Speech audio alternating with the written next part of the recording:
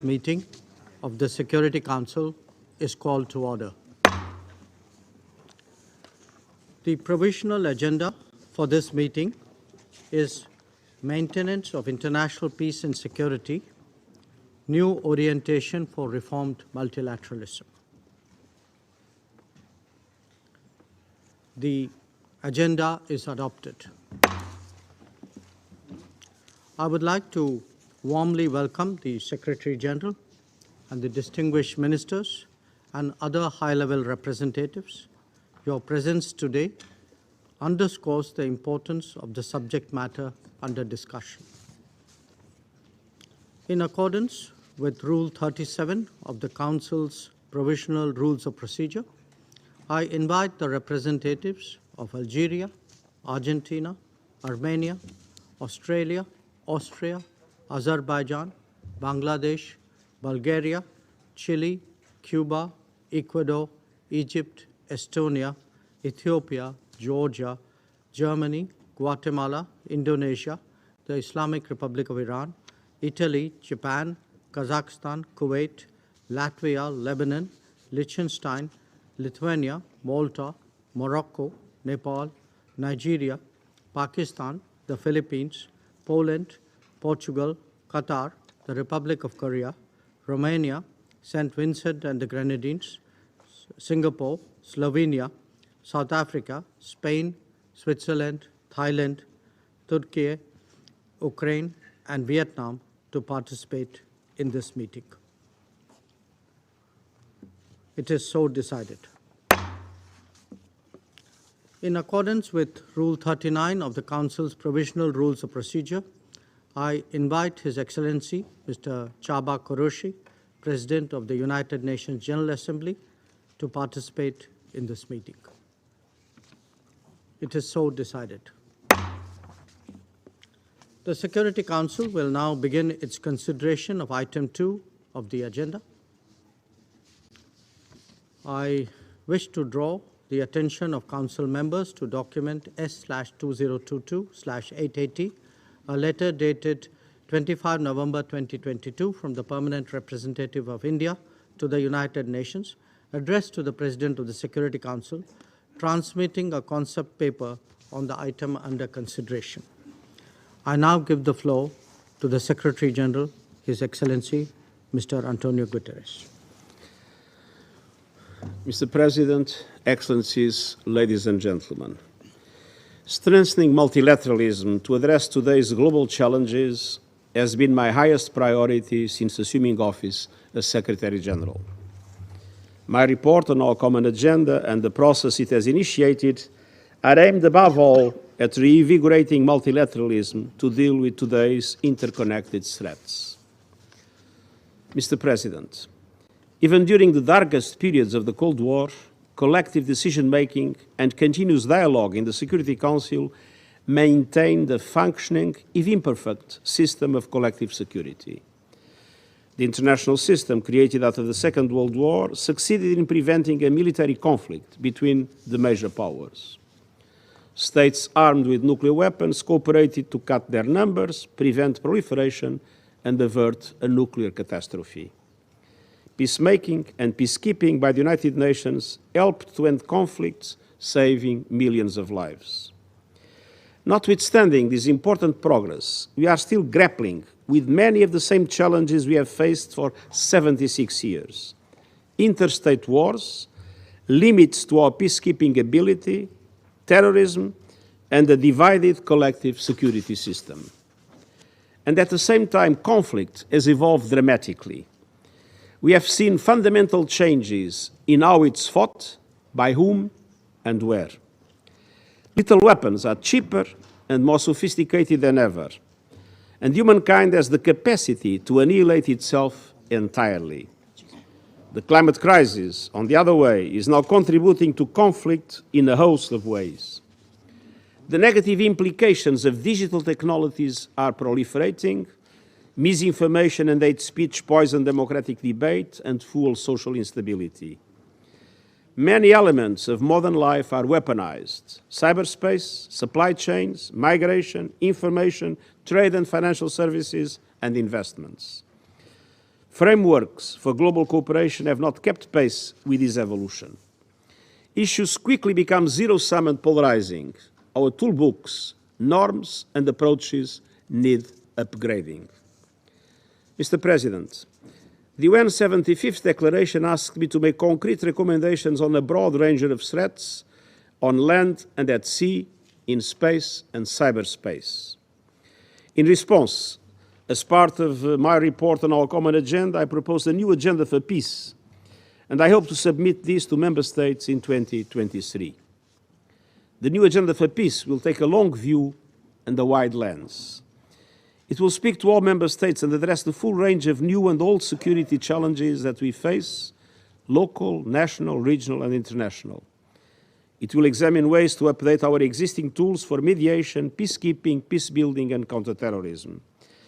And it will also look at new and emerging threats in less traditional domains, including cyberspace and outer space.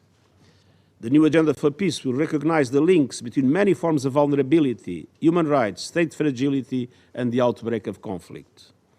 It's our opportunity to take stock and to change course. Because business as usual does not mean things will stay the same. In a world where the only certainty is uncertainty, it means things will almost certainly get far worse. The new agenda for peace will aim to address a host of tough questions.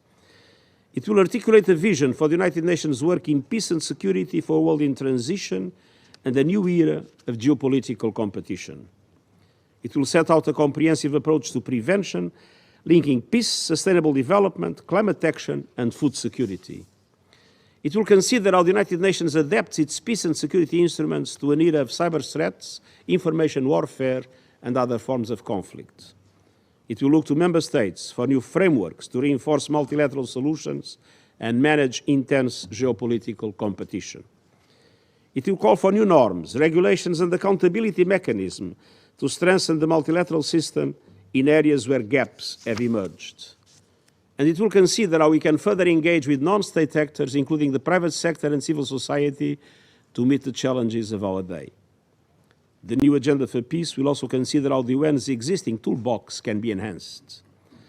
The Black Sea Grain Initiative shows that the United Nations still has a unique and important role in brokering solutions to global challenges. We must build on and expand such innovative approaches. Our existing tools and operations also have enormous value and have contributed to saving many lives. We must do everything we can to invest in them and adapt them to new realities. Where they fail, it is often because they are asked to do the impossible. And I look forward to further discussions with Member States on this important process. Monsieur le Président. Mr. President, preparing for the future is a challenge for the entire United Nations. The Member States are working with determination to evolve the intergovernmental organs depending on the needs and realities of the present day, and I welcome the negotiations that have been taking place in the General Assembly since 2008. A majority of Member States are now conscious that the Security Council should be reformed to reflect contemporary geopolitical realities. I hope that the regional groups and the Member States will be able to work together to achieve a greater consensus on the path to follow and on the modalities for reform. The organization and I myself stand ready to provide the necessary support. The Council is already benefiting from the new working methods that have been put in place, including open debates and informal mechanisms which aim to strengthen collaboration with the entirety of the UN's membership. The contribution of women's rights organizations in the Council has helped us make headway on our prevention work and strengthen our response to current conflicts.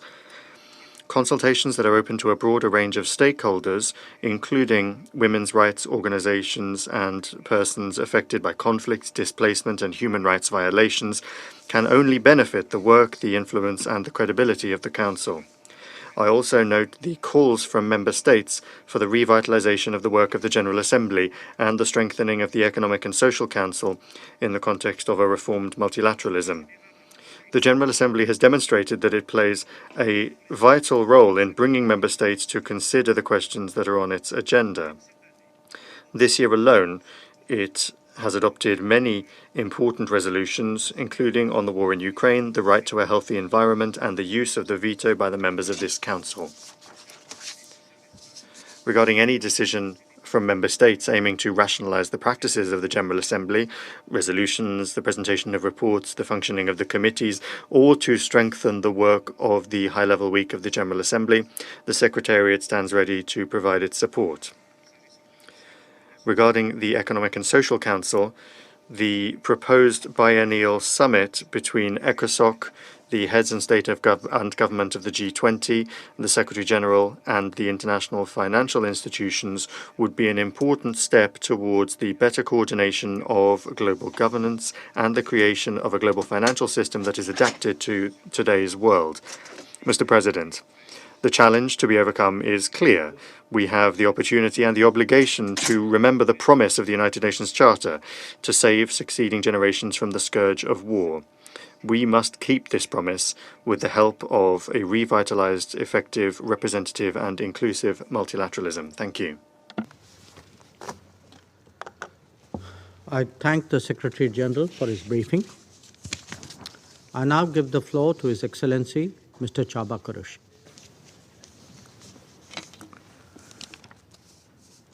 Thank you much, Mr. President. Mr. Secretary General, Excellencies, distinguished delegates, I thank Minister Jaishankar and the Indian mission for organizing this critically important debate. I also commend India and the 4 other outgoing Security Council members, Ireland, Kenya, Mexico and Norway, for your important contributions to international peace and security over the past 2 years. Mr. President, we are at a watershed moment for multilateralism, at a historic crossroad. The international rules, norms, instruments, and institutions that have guided interstate relations for over 75 years are facing deep, sometimes you would say existential questions of relevance at a time when the world needs the most. But as we emerge from the COVID-19 pandemic, grappling simultaneously with the climate crisis and protracted debt, food, and energy emergencies, one thing is clear. These global challenges are far too great for any one nation to handle alone. Our best hope, our only hope, is always to find a multilateral solution designed in line with the United Nations Charter and international law. Let us recall that the actions you take here in the UN impact the 8 billion people out there. You are to improve the lives of the people who count on you, and you are to do so at the time of profound global change and polarization.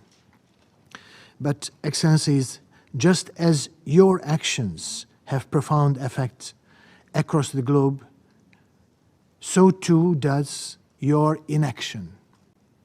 Inaction in the General Assembly, or more frequently, in the Security Council. Too often, sharp geopolitical divides have prevented responses and progress in the Council. The question I have for this Council is simple. Will these rifts continue to upstage your collective ability to maintain international peace and security? A reminder of our mission hangs above you daily. Will you choose Percock's phoenix rising from the ashes of war? Or the pain and destruction depicted in Picasso's Guernica just beyond these doors? Mr. President, multilateralism can work, but it must work better. The 193 member states of the General Assembly have placed their trust in the 15 of you. As members of the General Assembly and of the Security Council, they elected the majority of you, entrusted the rest of you through the Charter. They expect each of you to act for the good of all, to uphold the UN Charter. You have done so in countless occasions. In doing so, you have saved countless lives. Just last week, you decided to establish a humanitarian exemption across UN sanctions regimes. This will have a direct impact on so many people living under dire conditions. Yet, there are examples of failed collective actions as well. And let me mention just one of those. As we approach 10 months of the war in Ukraine, not a single Council resolution has been adopted to mitigate the exact type of crisis the UN was created to prevent.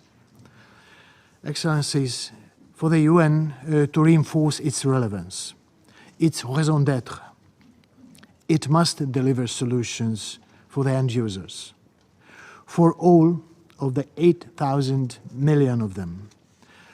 The people we serve do not really organize their lives into boxes labeled human rights, development, or peace. It is our responsibility, individually and collectively, to respond to that complexity. It only makes sense that we collaborate across bodies, organs, and processes, and build on efforts already underway. This so-called veto initiative has opened an important door for the new form of collaboration and accountability. The Assembly has been obliged to step up when decisions by the Council are blocked. Following the mandate given by the Member States, I will always convene a formal debate on the use of veto in the 77th General Assembly. This will allow Member States to reflect on the initiative, on how to bring our two organs working closer together, discharging their functions in support of both peace and prosperity.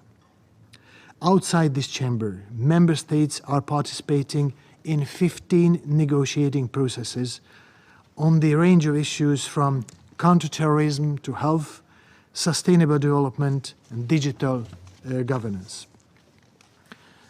Several of the co-facilitators sit around this table today.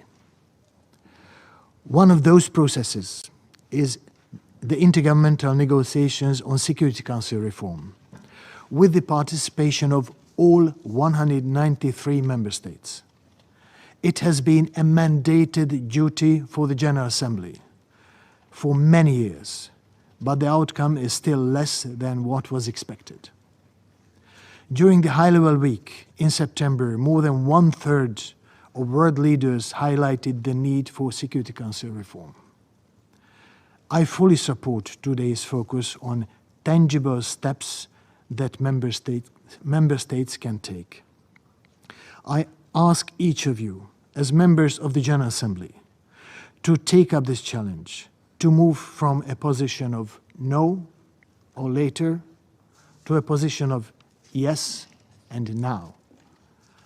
Excellencies, as we embark on our discussion, I urge you to think about those who rely on you and your ability to agree, to ensure their safety and well-being, to guarantee the delivery of humanitarian aid that will save their lives, to support inclusive peace processes with full, equal, and meaningful participation of women and marginalized groups that will end the fighting and suffering in their communities, to support the demobilization of former combatants and child soldiers that will reunite their families, and to ensure protection from conflict-related sexual violence that no one should ever have to endure. There is nothing more uncertain in its success than to take the lead in the introduction of a new order of things, as the adage goes. For us today, I would add, there is nothing more necessary. Deadlock translates to a dead end for the millions of children, women, men, and families who are all suffering the consequences. They are putting their trust in us to step beyond power dynamics. I'm imploring you to respond by prioritizing dialogue and diplomacy, to trade your political differences for genuine political will to find solutions, to go beyond the calculations of distrust and old rivalries, to focus on what unites us all. Together with my office, I stand ready to support member states in that, in any way possible. Thank you, Mr. President. I thank His Excellency, Mr. Kőrösi, for his briefing. I shall now make a statement in my capacity as the External Affairs Minister of India.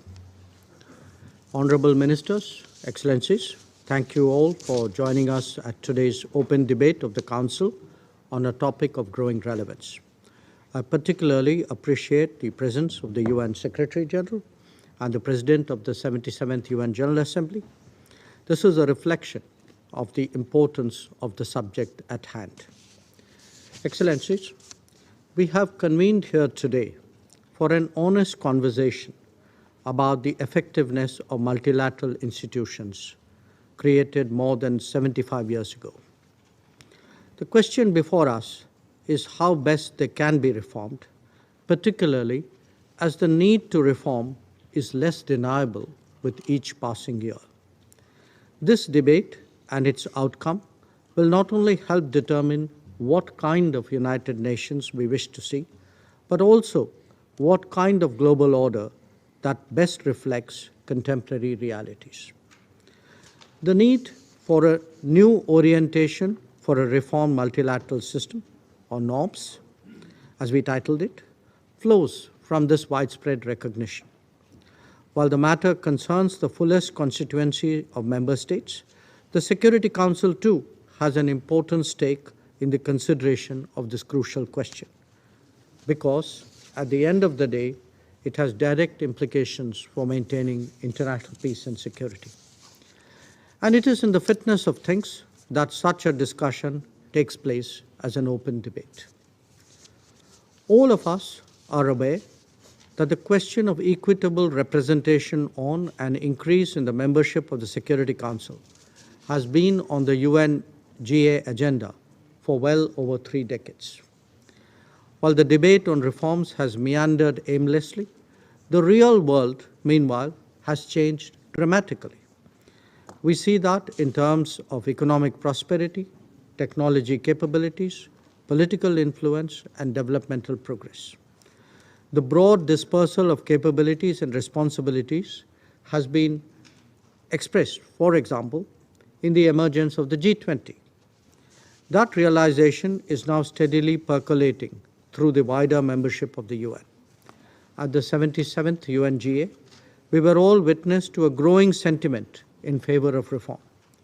Our challenge is to translate that into concrete outcomes. The call for change has been accelerated by growing stresses on the international system that we have experienced in recent years. On the one hand, they have brought out the inequities and the inadequacies of the way the world currently functions.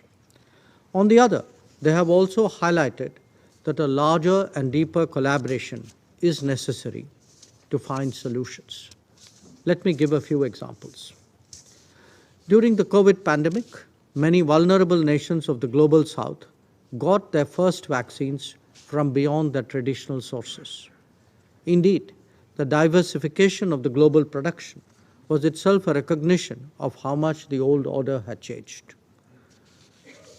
The knock-on effects of conflict situations have also underscored the necessity for a more broad-based global governance. Recent concerns over food, fertilizer, and fuel security were not adequately articulated in the highest councils of decision-making. Much of the world was therefore led to believe that their interests did not matter. We cannot let that happen again. When it comes to climate action and climate justice, the state of affairs is no better. Instead of addressing the relevant issues in the appropriate forum, we have seen attempts at distraction and diversion. On the challenge of terrorism, even as the world is coming together with a more collective response, multilateral platforms are being misused to justify and protect perpetrators.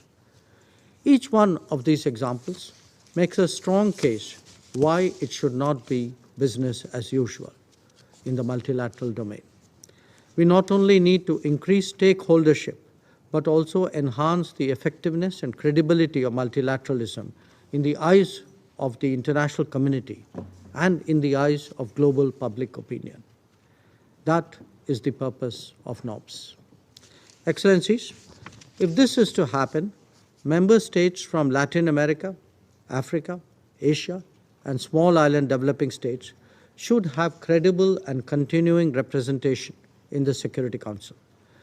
Decisions about the future can no longer be taken without their participation.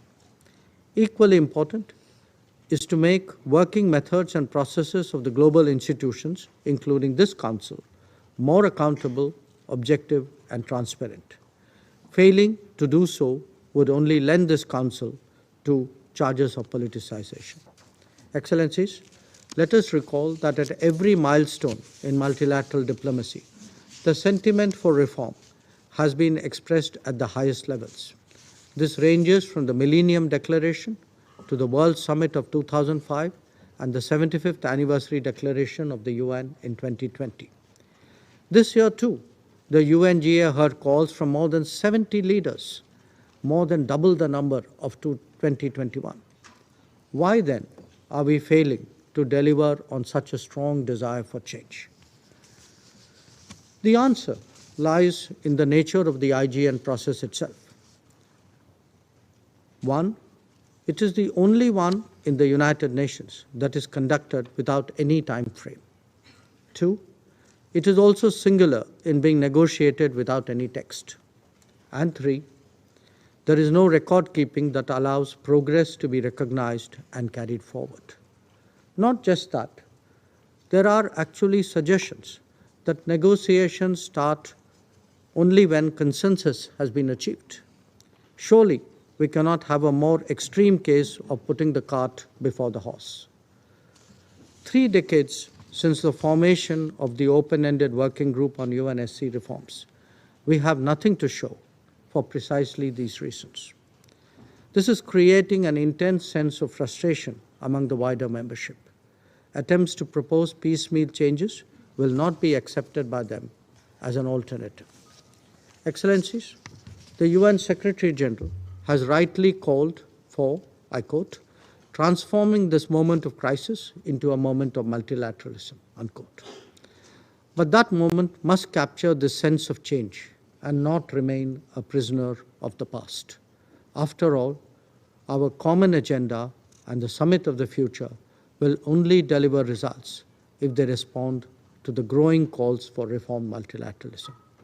Reform is the need of the day, and I am confident that the Global South especially shares India's determination to persevere. I thank you, and I now resume my duties as a chair. I resume my function as the President of the Council. I now give the floor to Her Excellency, Ms. Noura bint Mohammed Al-Kabi, Cabinet Member and Minister of Culture and Youth of the United Arab Emirates. Mr. President, at the outset, I would like to thank India for organizing this open debate, and I'm grateful to the Secretary General, Mr. António Guterres, and the President of the General Assembly, Mr. Csaba Kőrösi, for their briefings. Allow me to also congratulate you and the Indian mission on a very successful 8th term on the Security Council. Your voice in this chamber is necessary, and the United Arab Emirates reiterates its endorsement of India's bid for permanent membership of a reformed Security Council. Mr. President, since 1945, multilateral system anchored in the United Nations and based on international law has evolved into a large and complex architecture To multilateralism's great credit, our institutions and responses have adapted and expanded over time to address humanity's emerging needs. Yet, any survey of the global landscape reveals the widening gap between the aspirations of multilateralism and contemporary reality. To begin addressing the disconnect, reform must adapt the multilateral system to three fundamental dynamics. First, the global South is severely disadvantaged in multilateral governance. That is particularly stark here in the most consensual UN organ for maintaining international peace and security. The Security Council structure is not reflective of geopolitical reality or the international community's diversity. As a result, the Arab world and Africa, the regions with the most at stake in the Council's agenda, are still disenfranchised in both categories of membership. The same applies to the Bretton Woods institutions, where an outdated formula to determine voting shares preserve a deeply unrepresentative governance structure, creating a situation where the developing world's two largest economies are profoundly underrepresented. Second, rising geopolitical tensions threaten cooperation on pressing global challenges. Inherent in the founding vision of the Council is a notion that pervades the entire multilateral system. Regular interaction, and for the major powers, a privileged position, would incentivize peaceful and sustained international cooperation. However, escalating polarization is increasingly disrupting critical multilateral process. Here in the Council, for example, consensus is becoming more difficult around issues that usually produce unanimity, such as vital mandate renewals for peace operations. Likewise, coordination within international financial institutions is suffering, including with regards to multilateral action on the on the $2.5 trillion debt crisis looming over the global South. Third, middle powers, developing countries, and smaller states are increasingly stepping up to ensure continued multilateral dialogue and progress. That was evident in the G20 summit in Bali, Turkey's work with the Secretary General on the Black Sea Grain Initiative, and at the COP27 in Egypt, particularly with the historic inclusion of loss and damage as an agenda item. Similarly, in recent years, elected members of this body have assumed greater responsibility for drafting and negotiating outcomes documents that has helped break deadlock and produced more inclusive and responsive text and some landmark Council decisions. As the UAE minister responsible for our efforts on the protection of cultural heritage and conflict, I am especially grateful to Italy for its partnership with France on Resolution 2347. Mr. President, the multilateral system is an extraordinary achievement. When the Nobel Committee awarded Kofi Annan and the UN the Peace Prize in 2001, it explained the delay by confessing the UN could have won the award so often that in the end it never did. In many parts of the world, it has restored peace, rebuilt societies, eradicated disease, and fought hunger. That is only part of what we lose by not committing to meaningful change. Invariably, the starting point for reform is equitable representation and decision-making and norm setting, but it is just a starting point. Beyond that, multilateralism must adapt to a world where non-state actors influence global processes. Climate change, the pandemic, food insecurity, and the debt crisis all underscore the need for more public-private partnership. Likewise, civil society organizations reinforce multilateral action around the world with vital work, for example, in the Mosul, where the UAE is partnering with UNESCO to restore cultural heritage. I witnessed firsthand just how dependent reconciliation and peace building are on civil society. Mr. President, reforming multilateralism will not be easy. Concrete outcomes will require us all to make concessions and agree to compromise. whether at the intergovernmental negotiations or the general review of codes. But like all of us here, we have heard the growing calls for reform and recognize that resisting them means running on borrowed time. We also know that the UN and arguably the entire multilateral system came out of one of the bleakest periods in human history. Today, the world faces what the Secretary General called our biggest shared test since the Second World War. We must heed his warning with the determined ingenuity that in humanity's hallmark and work collectively to ensure that multilateralism is fit for purpose in the 21st century. Thank you, Mr. President. I thank Her Excellency, Ms. Al-Kabi, for her statement. I give the floor to Her Excellency, Ms. Linda Thomas-Greenfield, Permanent Representative of the United Nations and member of President Biden's cabinet. Good. Thank you very much, Minister Jaishankar, and thank you for choosing to focus on the future of multilateralism and the importance of UN reform during your presidency. I'd like to welcome you here in India's last month on the Council and congratulate India for a successful 2-year tenure on the Council. And thank you, Secretary General, for your briefing, and President Kőrösi for your briefing and efforts to advance a UN that is flexible and that is fit for purpose. What does it mean for a 77-year-old institution to be fit for purpose? What is ultimately the purpose of the United Nations?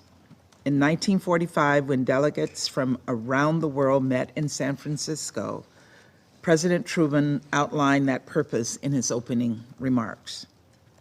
This conference, he said, will devote its energies and its labors exclusively to the single problem of setting up the essential organization to keep the peace. To keep the peace. That was our original purpose. Of course, we've not always succeeded. Wars have still started, including one by a permanent member of the Security Council this past year. Deadlock has often prevented progress. Human suffering has persisted. But at the same time, we have also seen enormous success in realizing the original vision of the UN Charter, a vision that expanded beyond maintaining peace and security to include human rights, the rule of law, and development. Together, we have curtailed nuclear proliferation. Together, we have adopted the Universal Declaration of Human Rights. Together, we sent UN peacekeepers to stop mass atrocities, and we forged truces and permanent peace agreements through negotiation and mediation. Together, we have lifted over 1 billion people out of poverty and provided humanitarian aid on a scale that no single country could contribute alone. These are remarkable accomplishments. But with the state of the world today, they cannot leave us satisfied. We have to contain climate change, eliminate the COVID-19 pandemic, and end the global hunger crisis. We have to defend human rights, improve humanitarian efforts, address persistent pandemics, prevent the next pandemic, and most important of all, defend the UN Charter and hold those who seek to undermine it accountable. To do this, the United States believes we can and must advance an affirmative agenda for the future of the United Nations. Our hope is to build consensus around a future we collectively seek, a future where we all uphold the UN Charter, a future where we solve the consequential global challenges of our time, like food security, global health threats, extreme poverty, sustainable development, and conflict mediation. A future where we safeguard our shared interconnected resources. A future where we champion universal respect for human rights. To see this future, we need to strengthen the United Nations. So the United States is pursuing a UN modernization agenda consistent with this vision, one that includes Security Council reform. That is why, during a visit to the UN's birthplace in San Francisco, I laid out our 6 clear principles of responsible behavior for Security Council members, including our commitment to refrain from the use of the veto except in rare and extraordinary circumstances. These are standards we're setting for ourselves and what we welcome all of you to hold us to. It's why we were proud to co-sponsor an initiative by a group of forward-leaning countries, spearheaded by Liechtenstein, that requires the General Assembly to convene a meeting after any veto has been cast. And it is why at this year's General Assembly, President Biden announced that the United States supports Security Council expansion in both permanent and non-permanent categories, including permanent membership for Africa and for Latin America and the Caribbean. The Security Council should reflect our global realities today, not the global realities of 77 years ago. But given how difficult Security Council reform will be to reach, we must be flexible in our approach to change. As President Kőrösi said during last month's General Assembly debate on this topic, Security Council reform can only be achieved if major groups and member states are willing to make compromises from their long-held positions. As you know, I have begun a series of wide-ranging consultations with member states, regional blocs, and reform groups to discuss both expansion proposals and other ways to make the Council more effective, transparent, and inclusive. We're open to creative ideas and to credible, sensible, and politically viable paths forward. This is a listening tour to hear ideas from all members, as it is critical that everyone sees himself in the process. I'm looking forward to continuing these engagements, including through the intergovernmental negotiation process. I'm thankful to the incoming IGN co-chairs Kuwait and Slovakia for answering the collective UN membership's call for change, and I look forward to working together in the months ahead. Of course, the United Nations is not the only Security Council, the United Nations is not only the Security Council, far from it. And just as the Council needs to be updated for our modern era, so too must we reform and reinvigorate the UN system more broadly. We need to develop a more robust and responsive global health security architecture to prevent and respond to future pandemics. We need to make the UN development system more coherent and accountable. We need to make the UN humanitarian system more responsive, effective, and efficient to meet the extraordinary humanitarian needs brought on by conflict, displacement, migration, and a rapidly changing climate. The Secretary General's initiative, Our Common Agenda, is a welcome vehicle for this conversation. Thank you, Secretary General. We believe it can serve as a foundation for this important discussion and the work ahead. This next year, let us commit to doing this work. Let us build a new consensus, one that would propel us toward the Secretary General's Summit for the Future, with both a renewed commitment to the Charter and a shared vision for a stronger UN system. Let us build a United Nations for our children and their children, for them to be proud of, one that fosters a more peaceful, more open, more prosperous world for us all. Thank you, Mr. President. I thank Her Excellency, Ms. Thomas Greenfield, for her statement. I now give the floor to His Excellency, Mr. Ramesses Cleland, Permanent Secretary of Ghana. Mr. President, Minister of External Affairs of India, I begin by congratulating you and the delegation of India on your presidency of the Security Council for the month of December. We welcome the focus of today's open debate and support its intention to reinforce discussions on the kind of orientation required to realize the much-anticipated reform of the multilateral system. We thank the Secretary General, His Excellency António Guterres, for the depth and clarity of his statement, as well as His Excellency Csaba Kőrösi, President of the General Assembly, for his insightful remarks. Mr. President, 77 years ago, the founding fathers of the United Nations bequeathed to us a multilateral system which was designed to ensure global peace and stability. This system was anchored on the absolute prohibition of the unjustified use of force, as well as the search to realize the aspirations of a more interdependent world. When we look across history, we see over the years the coordinated efforts that have been made for the maintenance of international peace and security, the promotion of international rule of law, and the prevention of a calamitous world war.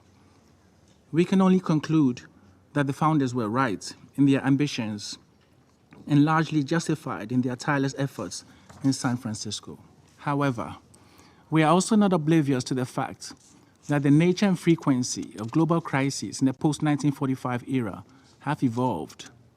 Today, we are witnesses to complex, interacting, and reinforcing crises that range from sharp geopolitical differences, the escalated risk of nuclear weapons, increasing asymmetrical and transnational conflicts, widespread and systematic violation of human rights, debilitating pandemics, and the adverse effect of climate change on food systems, livelihoods, and the general management of societies. The challenges of the present era underpin the need for comprehensive and integrated reform of all the pillars of the multilateral system, especially the peace and security architecture, as well as the development and financial systems. We will indeed be remiss if we should lose sight of the fact that inadequacies in one pillar will certainly have consequences for the overall effective functioning of the multilateral system. Mr. President, while reforms in themselves are not an end in themselves, they are often necessary catalysts for calibrating a better approach to collectively realize the objectives we seek. It is therefore not surprising that over the 3 decades of frustrating discussions on the reform of the United Nations Security Council, there have been several calls for global solidarity to ensure an early reform of this noble institution. The most notable recent call was that made by our heads of state and governments in the 75th anniversary political declaration for us to instill new life into the reform process of the Security Council under the aegis of the intergovernmental negotiations process. In recalling the convergence of this global aspiration, we also reiterate the call by President Nana Addo Dankwa Akufo-Addo to this council a few weeks ago on the need, I quote, to revisit the vexed issue of the reform of the United Nations system, especially the Security Council, and to do so on the basis of the African Common Position on UN reform as enunciated in the Azowini Consensus. If indeed the authority of this council, which in recent times appears to have been devalued because of its anachronistic structure, is to be restored. End of quotes. Ghana believes that the conversations around the reform of the Security Council must necessarily be underpinned by the imperatives of Africa's arguments, which is the only continent without a permanent membership of this council. The historical injustice to the 54 member states of Africa, with a population of more than 1.3 billion and a combined economy in excess of $3.5 trillion, must be prioritized. Africa, like all those that hold permanent membership of this council, while even under colonial domination, played a veritable role in the successful end of the Second World War in resources and the several lives sacrificed. We are encouraged by the positive statements by several world leaders at the recent high-level week of the General Assembly and urge that the process of reform must yield real changes to the structure and practices of the Council across the 5 clusters of reform under discussion in the IGN process in an effort to make it innovative in its approach. We also welcome the Secretary General's report on our common agenda, including a new agenda for peace. And we believe a good faith engagement by member states on these proposals could help bring about a new orientation in the nation focus of the peace architecture. It is important that a reformed Security Council aspires to operate differently, and we must avoid putting old wine in new wineskins and vice versa. Mr. President, there were many assumptions underpinning the multilateral system, which today do not hold. In seeking new orientations for a reformed multilateralism, therefore, we should be cognizant of the assumptions we establish as basis for reforms. In this regard, we need to acknowledge that the challenges of today are beyond the reach of any few powerful countries to resolve. It requires a shared responsibility and a common understanding for their resolution. We therefore believe that the General Assembly, which is the most representative organ of the UN, should be made to find new space in the reform agenda, and regional arrangements which were envisaged under Chapter 8 of the Charter as effective collaborators of the collective security mechanism would need to be worked with more closely than ever before. For instance, we cannot attempt any legitimate resolution of terrorism on the African continent without the collaboration of institutions of the African Union and regional economic communities such as ECOWAS. Also, emerging threats and a clarified understanding of the impact of other crises on peace and security imply that a reformed multilateralism would need to embrace an integrated approach to peace and security that accommodates the linkages from climate change, global public health emergencies, and financial meltdowns. Furthermore, a renewed multilateral system should take into consideration several of the international developmental institutions and processes outside the UN, including the Bretton Woods institutions that are failing to adequately respond to the pressing needs of the peoples of the world, especially those of the developing world. When there is a global financial and food crisis, as we are presently experiencing, it should be expected that further down the road, there would be greater manifestations of socio-political instability, diminished capacity for conflict management, and further conflicts. Mr. President, in concluding, therefore, Ghana believes that a holistic renewal of multilateralism characterized by the inclusion of new concepts across the pillars of the work of the United Nations is necessary to get us much closer to having multilateralism work for all and not only for a few. Time is not on our side, and we need to act now. I thank you. I thank His Excellency, Mr. Cleland, for his statement. I now give the floor to the representative of Brazil. Your Excellency, Minister Jaishankar, President of the Security Council, distinguished President of the General Assembly, Secretary General, Ministers, Excellencies, colleagues. I would like to start by commending India for organizing this very timely high-level debate, and the President of the General Assembly and the Secretary General for their instigating remarks.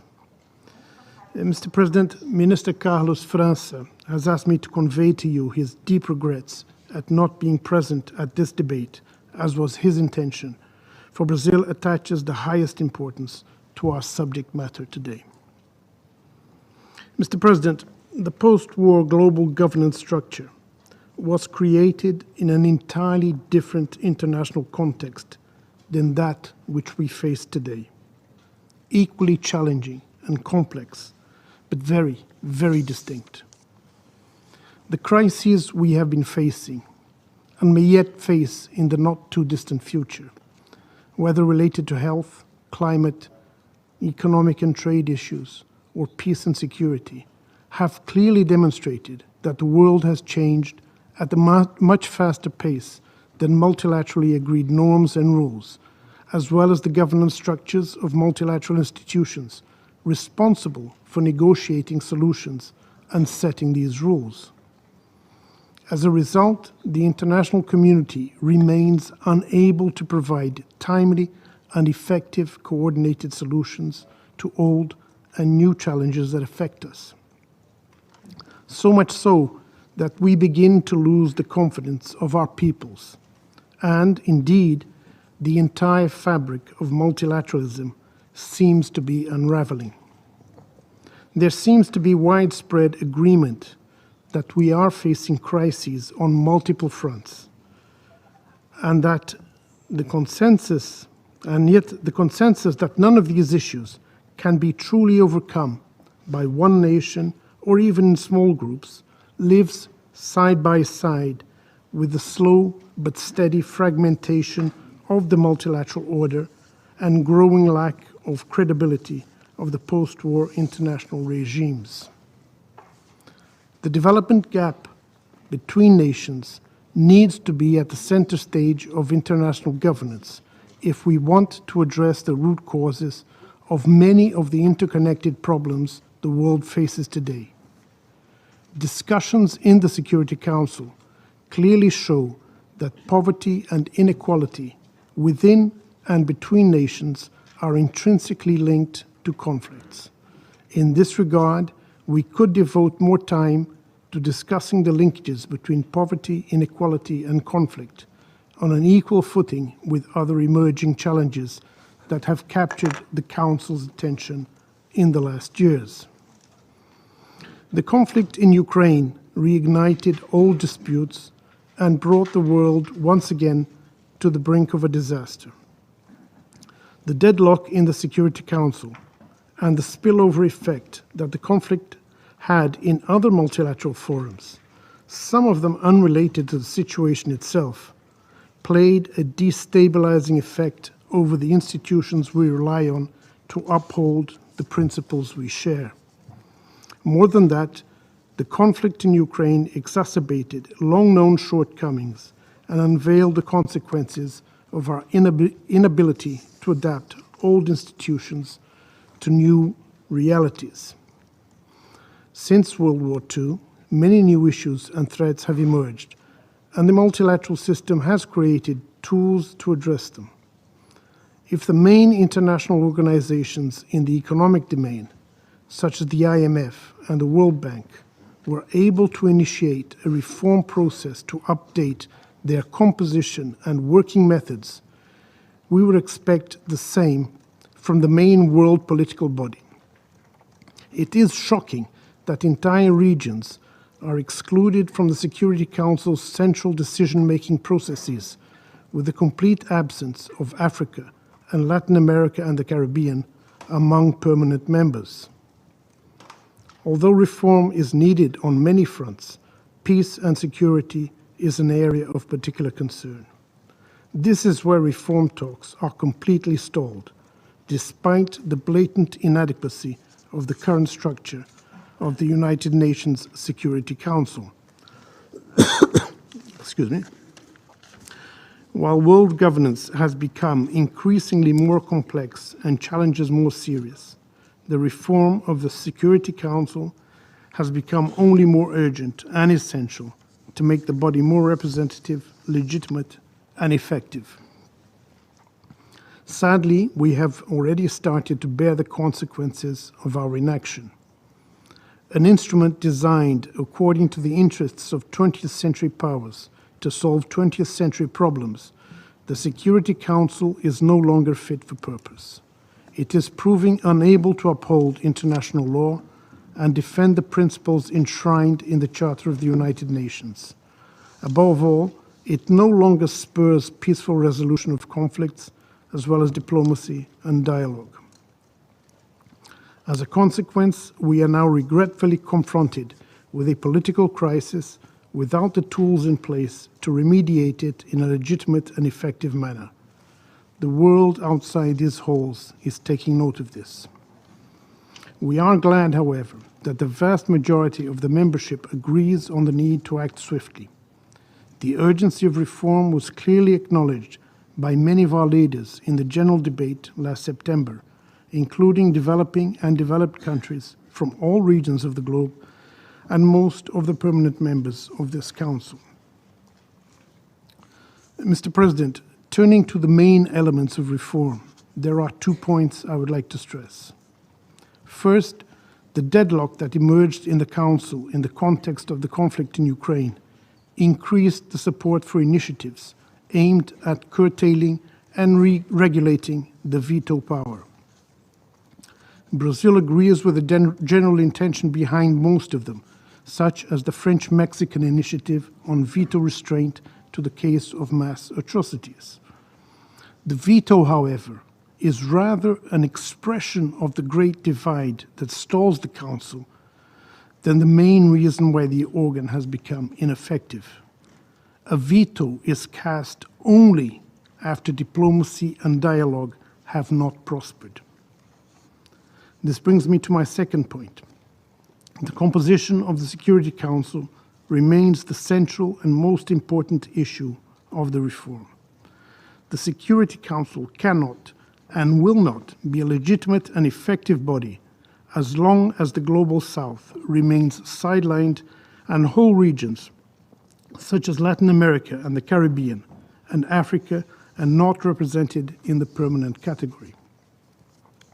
We need to pave the way for the inclusion in the Council of new members capable of taking on major responsibilities in the field of international peace and security, representing all regions of the world.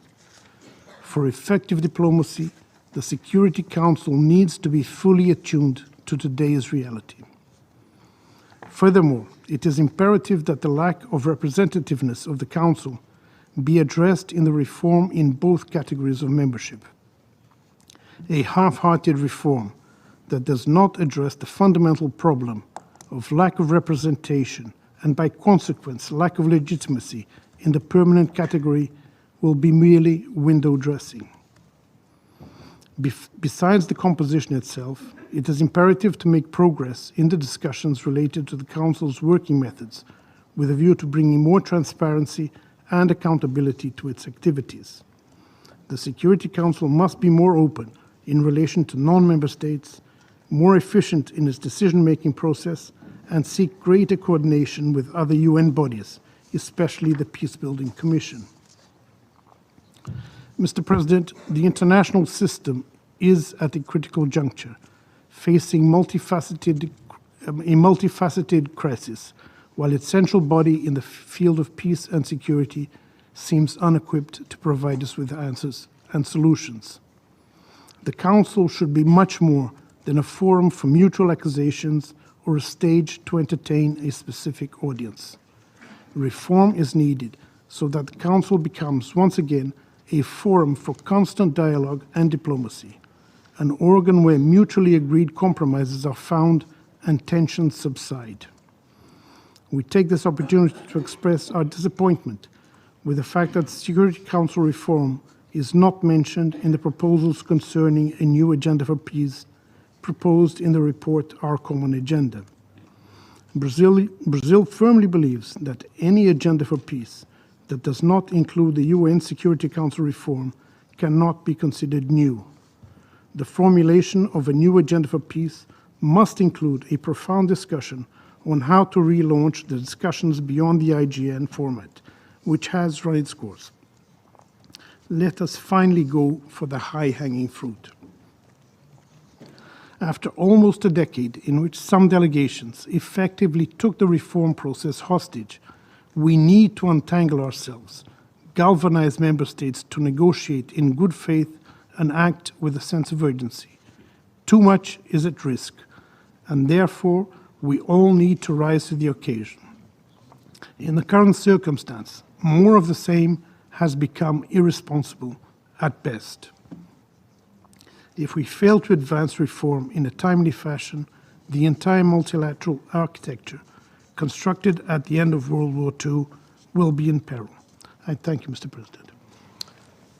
I thank the representative of Brazil for his statement. I now give the floor to the representative of Ireland. Thank you, Your Excellency, and I thank the Indian Presidency for organising this very important open debate. I also thank the Secretary-General and the President of the General Assembly for their briefings today and for their participation. Mr. President, just last week we marked the 100th anniversary of an independent Irish state. One of its first acts was to seek membership of the League of Nations. Ever since, Ireland has remained steadfast in its commitment to multilateralism, and we believe it remains essential to address the global challenges of today. To sit at this table with the mandate of election by the General Assembly is both a great honour and a great privilege. And those of us lucky enough to do so should be frank enough, honest enough to admit that today multilateralism is struggling. Here in this chamber, charged with the critical mandate to maintain international peace and security, too often we are unable to rise to that challenge. During the last 2 years of our term, we have seen Russia's invasion of Ukraine in clear violation of the UN Charter, a vetoed climate and security resolution, continued resistance to the Women, Peace and Security agenda, and no progress on realising a two-state solution to the Israeli-Palestinian conflict, despite monthly discussions on this issue. There is therefore much room for improvement. Madam President, I would like to make 3 points. My first is that multilateral institutions and the rules and norms that underpin them must evolve to face the realities of today. Reform is never easy, but where there is political will, we have seen that it is achievable. In April, we were pleased to be part of the core group of states led by Liechtenstein, which brought the veto initiative to the General Assembly. The adoption of that resolution was a significant step towards increased scrutiny of veto use and indeed of this Council. Last month in Dublin, the political declaration on strengthening the protection of civilians from the humanitarian consequences arising from the use of explosive weapons in populated areas, known as EWIPA, was adopted by 83 states. The declaration is an important new instrument that will help to protect civilians from explosive weapons. And just last week, the Security Council adopted Resolution 2664, which will help to ensure that humanitarians can continue their vital work without fear of inadvertently falling foul of UN sanctions regimes. There are many other examples, but the lesson for this Council is clear. When we cooperate, when we act in good faith, progress is possible, reform is possible, and new norms can be established. Secondly, the Security Council itself is long overdue reform. This Council, as other speakers have said, simply does not reflect the world of today. Ireland has worked in close partnership with our African colleagues and our African partners on the Security Council. The historic and unjust underrepresentation of Africa on this Council must be addressed. Those that are most often the subject of Security Council discussions must have a meaningful representative say at this table. But a more representative Council will not be enough. We must also change how the Council takes decisions. Russia's illegal invasion of Ukraine is an affront to the principles on which this organisation was built. It is a violation of international law and the UN Charter, the very foundations of multilateralism. But as in so many other cases, the Security Council has been unable to respond to this outrage due to the use or threat of the veto. This cannot continue. The veto is an anachronism. It prevents the Security Council from implementing its mandate. It allows aggressors to evade accountability. The urgent calls for Security Council reform grow ever louder. They must not go unanswered. History will not judge us kindly if we allow this moment to pass. At a very minimum, all members of this Council, elected and permanent, should agree to refrain from blocking any draft resolution intended to prevent or stop mass atrocities. Finally, Madam President, the Secretary-General's Our Common Agenda offers a path forward. Ireland will play an active role in its implementation. We look forward to working with partners on the new agenda for peace. And we also look forward to supporting efforts to get back on track towards sustainable development, notably by co-facilitating negotiations for the outcome of the SDG Summit next September. Ultimately, however, reforms alone will not make multilateralism work. The responsibility rests with us, the Member States.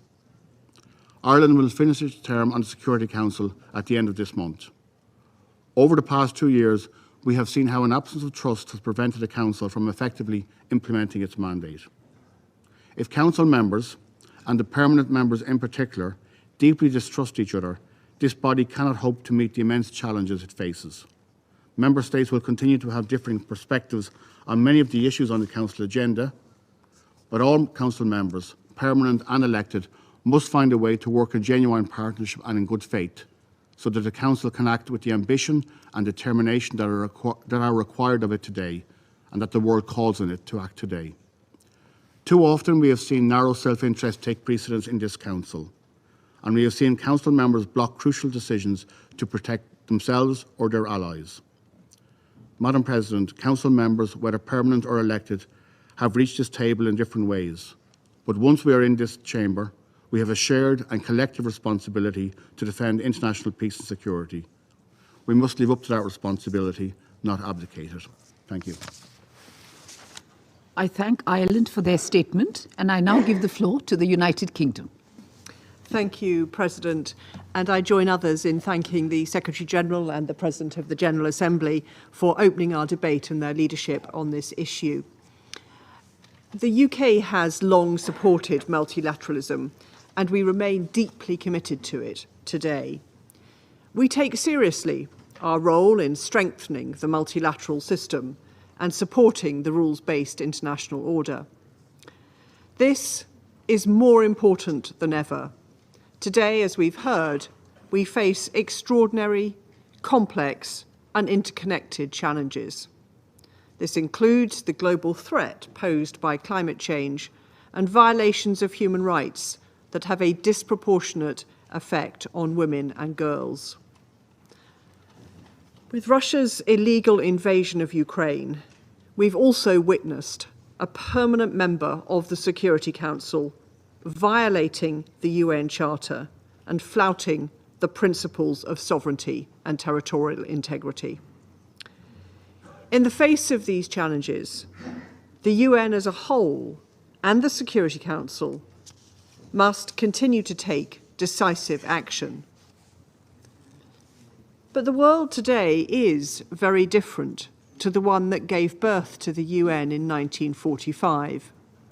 So it's right that we consider how the UN and the multilateral system should evolve. The Security Council must, as others have said, become more representative of the world today. And the UK has long called for its expansion in both the permanent and non-permanent categories. As the UK Foreign Secretary publicly reiterated this week, we support new permanent seats for Brazil, Germany, India, and Japan, and permanent African representation. We also look forward to the resumption of the General Assembly's intergovernmental negotiations on Security Council reform and hope to see these progress to a text in the new year. Beyond the Security Council, the UK welcomes the Secretary-General's efforts to advance wider UN reform. We strongly support his reform agenda and vision for a UN 2.0, better adapted to the challenges of the 21st century. We also welcome the Secretary-General's report on our common agenda, seeking to turbocharge delivery of the Sustainable Development Goals. As we know, these have been set back by the pandemic and the global energy and food crises. The new agenda for peace, in particular, will set new ambition for the UN's response to international peace and security, and we welcome the further detail the Secretary-General set out today. Through better data use, analysis, innovation, and strategic foresight, we can unlock the full potential of the UN. This must also be accompanied by a focus on results. Beyond this, we support reform efforts with international financial institutions and admire the momentum built by the Prime Minister of Barbados, Her Excellency Mia Mottley. The UK is driving forward many of the objectives of the Bridgetown Agenda, including on greater finance provision, the G20's Capital Adequacy Framework Review, and on climate change financing. In closing, Madam President, I quote from the Foreign Secretary's speech this week: "We all benefit from the wisdom and compassion of those leaders who created the laws and institutions that prevent a relapse to the old order where the strong prey on the weak." So in conclusion, Madam President, we will continue working with our partners to ensure that the UN and the multilateral system as a whole is best positioned to respond to the complex challenges of today's world. And I thank you for convening today's debate. I thank the Ambassador of the United Kingdom for her statement, and I now give the floor to the Ambassador of France. Madame la Présidente. Madam President, thank you for organising this debate. I would like to welcome the participation of the Secretary-General and the President of the General Assembly. The international multilateral order is currently being undermined by those who support the idea that might makes right.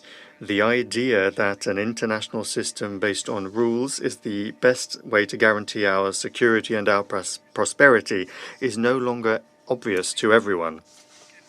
The challenges that the international system faces, nevertheless, require collective responses. That's the case for economic and development issues, health, or indeed when it comes to the fight against climate change. France is deeply committed to a multilateralism that is based on international law in all of its dimensions, including human rights and humanitarian law. This is the best response to these common challenges. The reform of multilateralism, of course, also involves revitalizing the General Assembly, paying constant attention to multilingualism, and being wary when it comes to the risks of disinformation and the attitude that some states have to the maintenance of peace. In this context, the Security Council remains the cornerstone of our collective security architecture.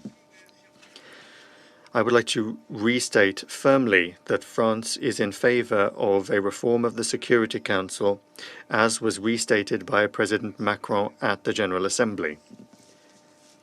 We support an expansion of the Security Council to take into account the emergence of new powers that have the will and the ability to shoulder the responsibility of a permanent presence on the Security Council. France thus supports the candidacies of Germany, Brazil, India, and Japan as permanent members. We also wish to see greater presence from African countries among the permanent members and among the non-permanent members. An expanded council could include as many as 25 members, which would make it more representative of today's world, while at the same time preserving its executive and operational nature. France calls for the new cycle of intergovernmental negotiations to lead to concrete and substantial results. This would mean us now moving forward on the basis of a text. While a permanent member of the Security Council is waging a war of annexation in violation of the United Nations Charter, many of us have called for a limiting of the veto in order to strengthen the ability of the Security Council to fully shoulder its responsibilities. It is with this in mind that France and Mexico from 2013 have been proposing that the 5 permanent members of the Security Council voluntarily and collectively suspend the use of the veto in the case of mass atrocities. This voluntary action would not require a revision of the Charter, but simply a political commitment from the permanent members. We call on all member states to support this initiative, which has already received the support of 106 member states. Madam President, allow me to conclude by quoting what Emmanuel Macron, the President, said before the General Assembly of the United Nations. Multilateralism means the rule of law, exchange among peoples, the equality of each and every one of us, and that is what allows us to build peace and to overcome each of our challenges. Thank you. France for his statement, and I now give the floor to the Ambassador of China.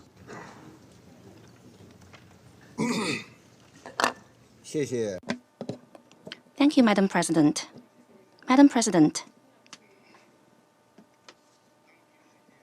The world today is undergoing major changes unseen in a century, and the world economy, international security, geopolitics, energy, environment, and global governance are all facing daunting challenges. The international system with the UN at its core is both carrying higher expectations and facing unprecedented pressure. How can multilateral mechanisms better tackle threats and challenges? And what direction should multilateralism take? These are questions on the minds of all those who care about the well-being and the future of the humanity.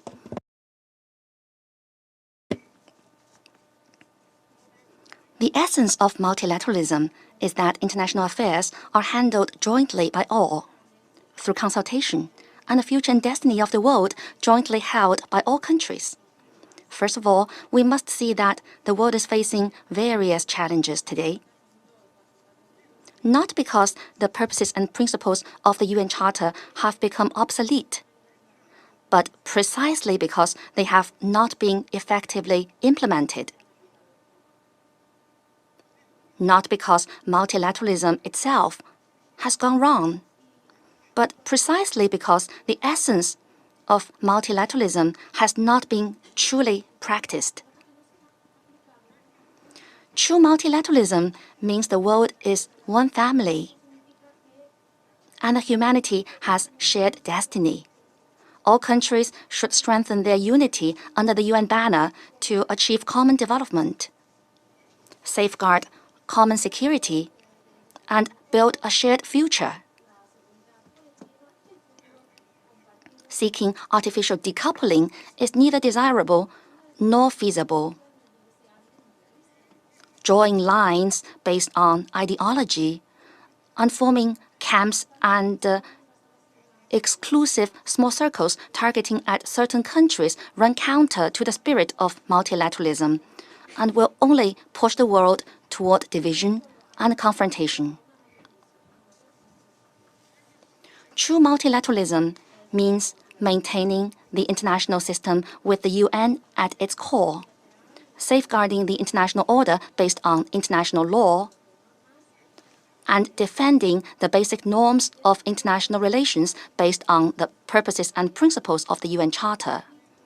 International rules should be based on international law and formulated by all, rather than unilaterally developed by a few and imposed upon the international community.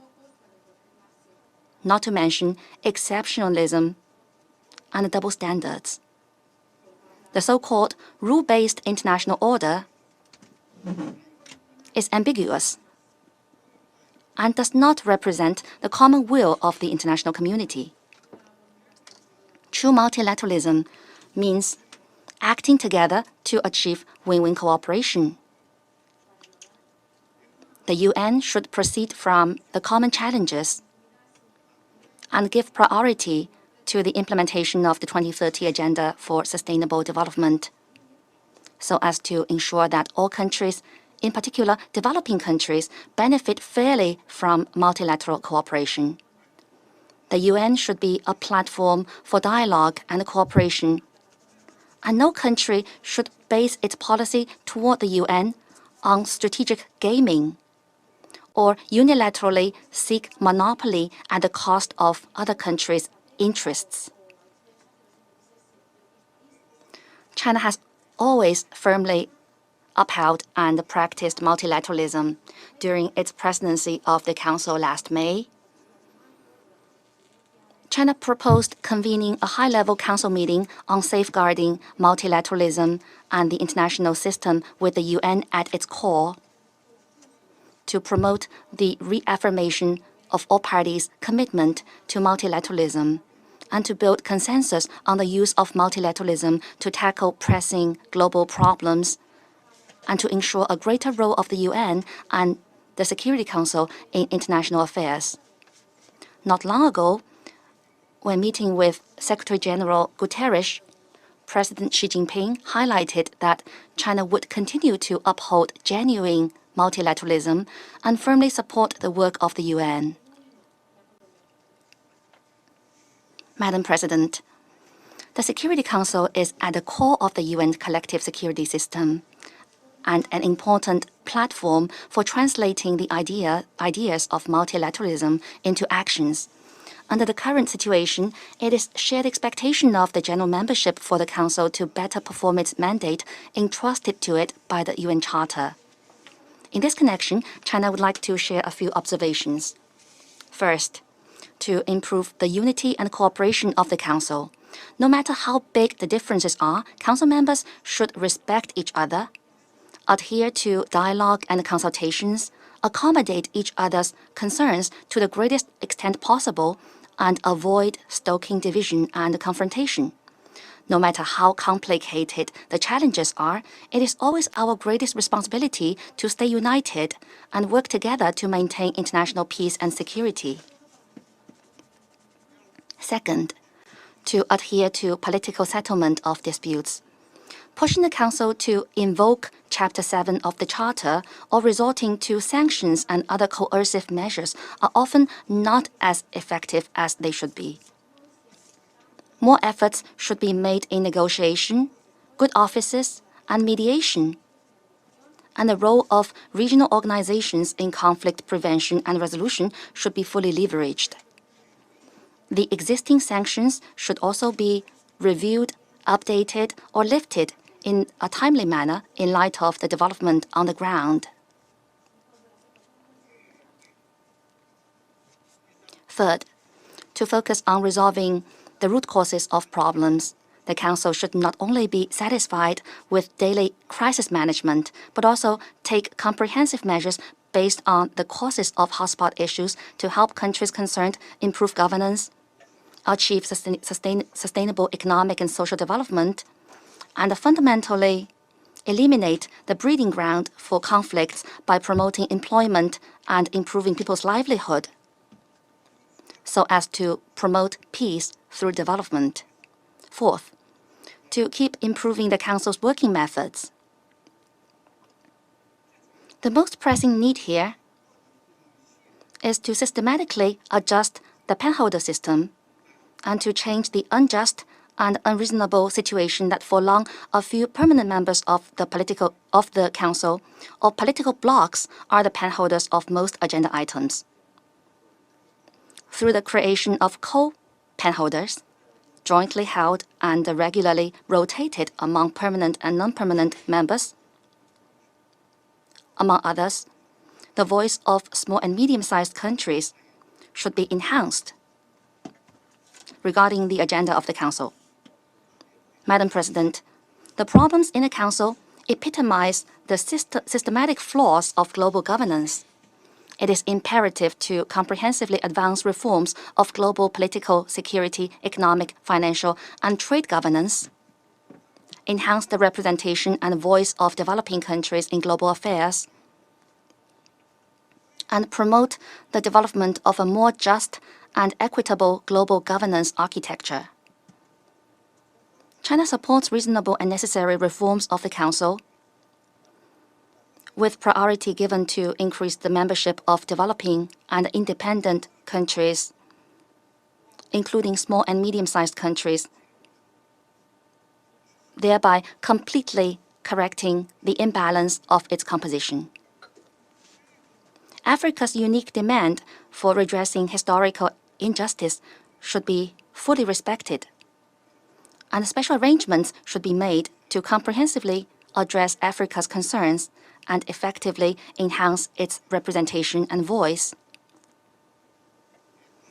The General Assembly has mandated the establishment of an IGN mechanism on Security Council reform,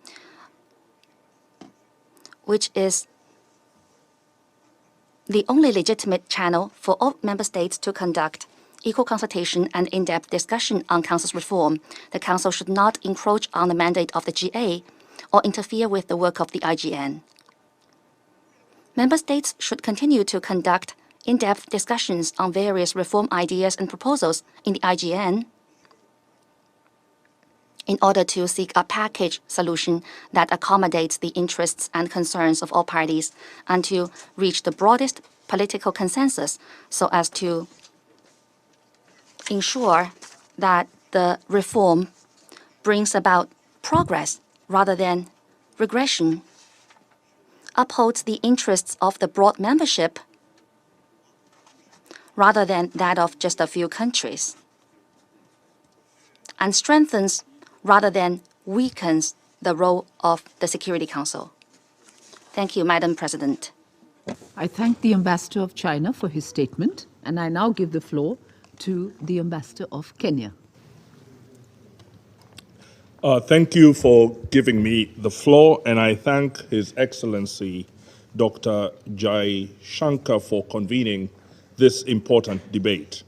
I congratulate India for ably steering this year's final presidency and the sustained excellence of your delegation's diplomatic efforts in the last 2 years. We have both been non-permanent members of the Council.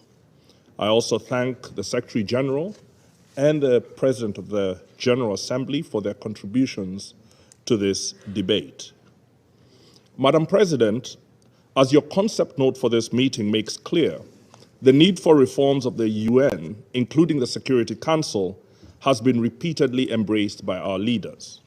In declaration after declaration, they have stated their commitment to changes that enable multilateralism to be fit to meet the most urgent challenges. Regrettably, these changes have not been forthcoming. There are many different reasons for our lethargy and even resistance to change. But most important among them is the defense of the present global balance of power as reflected in our institutional arrangements. And that balance, or rather imbalance, between states and peoples is often the very cause or an important driver of the challenges that we need to solve. From climate change to the inequities and inequalities of the global financial and trading system, and to the abuse of military might contrary to international law, we are witness to the impunity of those who with more power over those with a deficit of it. We can also agree that there are serious deficits in the balance of responsibilities and in the balance of consequences. For the former, those charged with the most responsibility and given commensurate power in the multilateral system are failing to discharge their duty individually and collectively. For the latter, as in the effects of climate change, those who do not cause the problem are often the ones who most suffer from it. These imbalances were built into the United Nations and the Bretton Woods institutions at the end of World War II, with those occupying the commanding heights given responsibility to the collective. Almost 8 decades after the founding of the UN, they sometimes tried to balance their worldwide interests and their responsibilities. But as the challenges grow, fed to no small extent by the pursuit of their gain, they are unable to solve them, and their appeals to collaboration ring hollow. Madam President, as a result of these imbalances, the world's confidence in our multilateral institutions is low and falling rapidly. In a visible manifestation of this unfortunate trend, we are witness to peacekeeping missions mandated by this Security Council facing heated popular protests against their perceived ineffectiveness in multiple countries. Compare this with the worldwide enthusiasm for the World Cup that's underway as we debate today. There is little doubt that this passion is fed by the perceived fairness of the rules. All teams must submit to the will of the referee, who is neutral. Despite our agonies at referee decisions against the teams we support, we ultimately respect the outcomes of the match. The United Nations needs to become a referee of equal stature to the men and women serving this function in Qatar.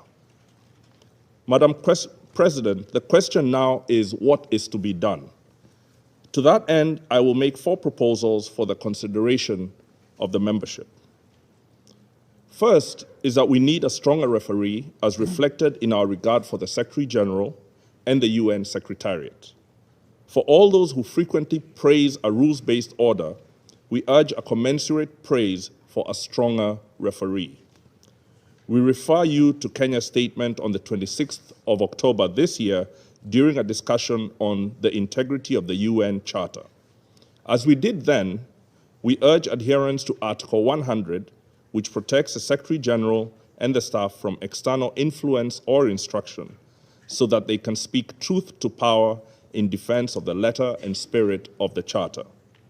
The Secretary General must be fully partial to the Charter, and he should fully exercise Article 99 without regard for the approval or disapproval of any state or party. Without wanting to overdo the parallels with the World Cup, our second recommendation is that we strengthen our referee by changing how the senior ranks of UN funds, agencies, and specialized agencies are chosen. We can no longer have major institutions whose leadership is the exclusive preserve of a few member states. This practice saps confidence in these institutions by offending our sense of fair play, since many of their shortcomings, fairly or unfairly, are often laid at this door. Third is strengthening the links between the Security Council, other UN bodies, and regional arrangements. Strong regional mechanisms have increasingly played a key role in preventing escalation of conflicts and in their termination in the Security Council. We merit Africa's peace and security architecture and its deployment of multi-layered good offices, from the role of peers, the chairpersons of the Union and the Commission, the panel of the wise, and the regional economic communities. Kenya, as chair of the ad hoc working group on conflict prevention and resolution in Africa, has facilitated productive meetings between the Security Council and the African Union Peace and Security Council. These have produced important recommendations that need to now be implemented. Kenya's role for the last 2 years as the informal link between the Council and the Peace-Building Commission has strengthened our conviction about the immense potential good that can be realized by their cooperation. Change should start with the Council's openness to the latter's recommendations and complementary role. Fourth and finally, are substantive and procedural reforms of the Security Council. We welcome today's expressions of support for expanded membership of the Council and look forward to progress in realizing them. The changes must take into account Africa's historical exclusion and the extent of attention the Council pays to its conflicts. Colleagues, one extra seat among permanent members for Africa will not do. We fully align ourselves with Africa's Ezulwini Consensus and the CERT Declaration of 2005. And we want the membership to understand that Africa and other members in solidarity with it will insist on our position being met if reform is to move forward. Africa will no longer accept a junior position in global affairs. We will not accept skewed numbers. We will not accept imbalances when our security is at stake. Listening to the many fine ideas shared today, we are in particular agreement with Brazil's observation that the new agenda for peace must include Security Council reform if it is truly to offer a new chapter for multilateralism. For lack of time, I will finish by emphasizing the need to change the existing practice of penholding in the Security Council. The existing penholders often do a commendable job. However, a strong perception that they are using the pen to sustain a history of its use to pursue national interests is almost inevitable. Even when it is not the case, not least because of our increasing ability to inject misinformation and disinformation into the popular discourse. The immediate reform to address this is to ensure that all pens are sensitive to this reality. Existing pens should be subjected to a review by members of the Council and changes made. In addition, we urge that all new files from Africa have a member of the A3 or the collective as pens during their terms. This will better enable these members who are linked to the African Union's peace and security architecture to draft mandates and statements more in keeping with the required solutions, and to enjoy greater confidence by African members and our citizens whose security is directly at stake. It also means African states seeking membership will need to respond to the competencies and resources required to be an effective pen. Madam President, I conclude by reaffirming Kenya's commitment to the letter and the spirit of the UN Charter as applicable to all members in all situations. Thank you. I thank the Ambassador of Kenya for his statement, and I now give the floor to the Ambassador of Mexico. Muchas gracias. Thank you very much, Madam President. Mexico welcomes the fact that under its presidency, India has proposed this debate to collectively seek new and better ways to bring the multilateral system in line with the demands of the present time and the challenges ahead. We're grateful to the Secretary General and the President of the General Assembly for their interventions. Now, it is up to us, the members of the United Nations, to preserve and protect what has been successful and to reform what has not yet allowed us to achieve the legitimate aspirations embodied in the United Nations Charter and in the vast legal and institutional framework that underpins global governance. A superficial approach might suggest that we are facing a problem of institutional structure and that simply a reform of the Security Council would be the answer and perhaps the solution to the colossal challenges facing the United Nations system.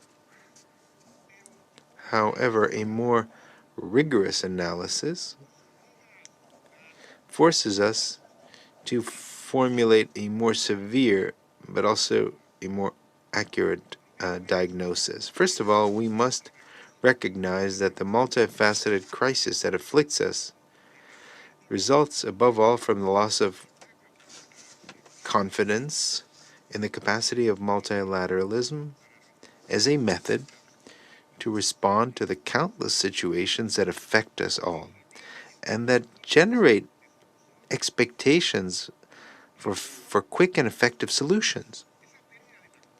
This loss of global trust is reflected in an increasingly frequent recourse to unilateral decisions that in many cases seek to channel the frustrations and the despair of peoples towards alleged solutions that, due to their simplicity, might be attractive, but ultimately are not very effective. Comforted by certain endorsements of their population, some states have committed flagrant violations of their political and legal commitments and have withdrawn their support from the multilateral institutions that underpin them. In these times, it is impossible to talk about reforms to the multilateral governance system without highlighting the urgent need to address the socioeconomic impacts of the pandemic that impacted unequally international economies and markets. Increasing inequalities among countries make the need to reform the international financial system even more urgent and to move towards a more inclusive, equitable, and fair model. That is, if we really want to leave no one behind. A new debt crisis is upon us. At least 54 countries are highly vulnerable to debt servicing and the extension of the International Monetary Fund's special drawing rights. Furthermore, the G20 and OECD initiatives on moratoria and suspension of debt servicing have failed to provide real support to the most affected countries. Now, as a result of everything I mentioned, there are less resources now destined for economic and social development, and there is already backtracking in progress towards the Sustainable Development Goals. The picture is further darkened by hate speech and unilateral sanctions that frequently affect the most vulnerable. Now, on the other hand, we must not forget that some situations inherited from colonial times, regional conflicts, religious-based wars, or ethnic rivalries, were able to find avenues for their solution in an unprecedented context of international cooperation embodied in the multilateral system. Furthermore, it must also be recognized that in the perception of public opinion, there is little distinction between the various organs of the multilateral system, or what it is in reality that prevents the Security Council from better fulfilling its responsibility. The United Nations and its institutional architecture as a whole are perceived by many as a stymied system and condemned to irrelevance. Such a perception, whether it's legitimate or not, is quite worrisome. Against this backdrop, it's illusory to think that the mere addition of more member states to the Security Council, and furthermore more permanent members, will magically generate the necessary consensus to allow the Council to fully discharge its mandate. As we stated during the debate under our presidency in November of last year, although the Security Council is the competent body to deal with threats to international peace and security, the United Nations system as a whole has a direct and indirect impact on the maintenance of peace.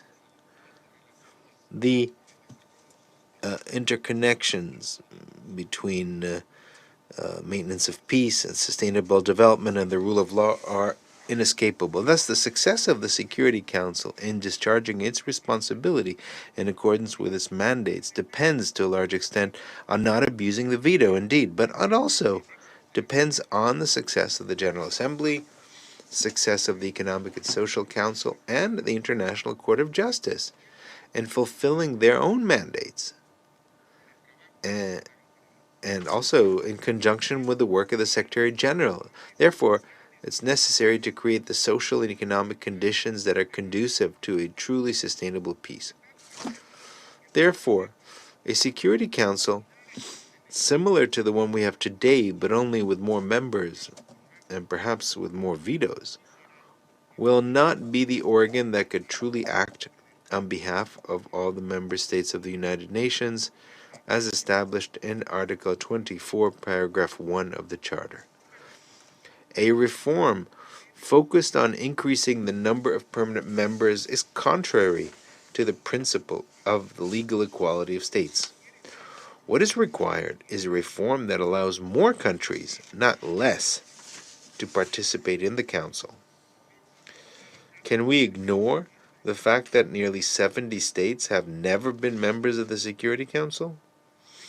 Mexico supports and will support those proposals that consider an increase in the number of seats for elected members through periodic elections, not elections for perpetuity, and also under new modalities. For example, the mandate terms may last for longer periods and offer the possibility of immediate re-election as well. As in any democracy, those who serve on the Security Council must submit to periodic elections in the General Assembly to ensure genuine accountability. Undergoing periodic elections is the true test of accountability.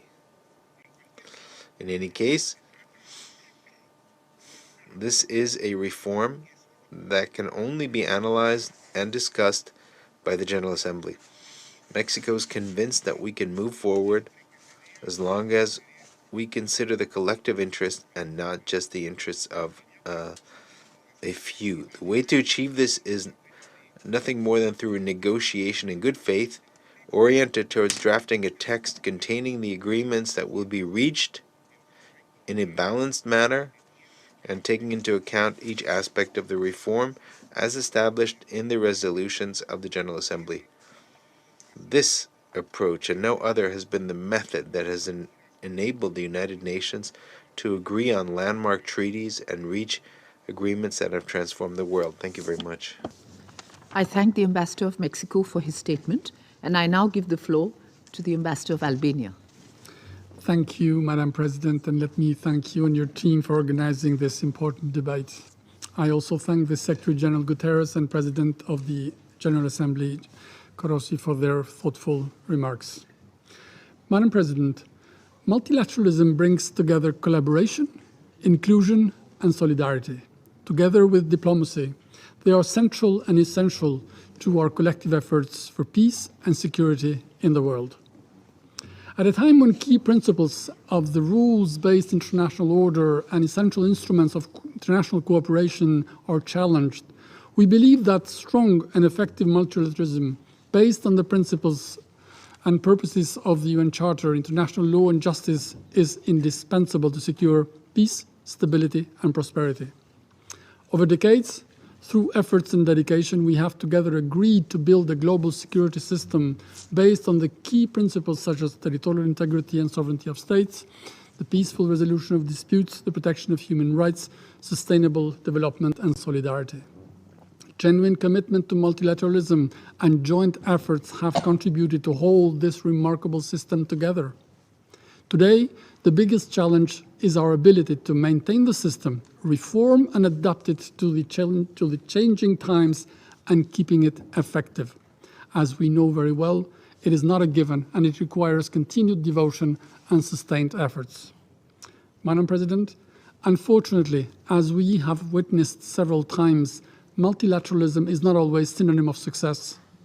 It is so when the rise of nationalism and authoritarianism undermine effective decision-making. It is so when self-narrow interest prevents this very body to act and discharge its responsibilities. As a result, many conflicts remain unresolved, and we see that in Syria, Yemen, in Myanmar, to name a few, with thousands of civilians and entire communities suffering, which only highlights the limitations and the grave consequences when states act only in their own interests. In particular, the aggression in Ukraine has transgressed all these principles and rules. It has disregarded the UN Charter, has breached international law, and has broken the promise of peaceful settlement of disputes. It has also challenged multilateralism to its core and shattered the desire of nations to work together in peace and for shared benefits. This is why it has been crucial that, to a Security Council paralyzed by a blatant conflict of interests, the UNGA has responded decisively by confirming the sound moral grounds of a world that is not ready to condone aggression and accept annexation of territory by force. Together with the veto initiative, this has confirmed the necessity of a strengthened cooperation among the main organs of the organization and has contributed to revitalize and empower the General Assembly, the main deliberative body of the United Nations. This has clearly shown the imperative to improve the functioning of this Council and its ability to take action, remain credible, and act on behalf of the entire UN membership. Albania supports the comprehensive reform of the UN Security Council to make it more effective, transparent, democratic, representative, and accountable. As we all know, one of the key issues that affect the work and the efficiency of the Council remains the use, or better, the misuse of the veto. In this respect, Albania supports the efforts to restrain the use of the veto as contained in the French-Mexican initiative for cases of mass atrocities, as well as proposals contained in the Code of Conduct regarding Security Council action against genocide, crimes against humanity and war crimes proposed by ACT.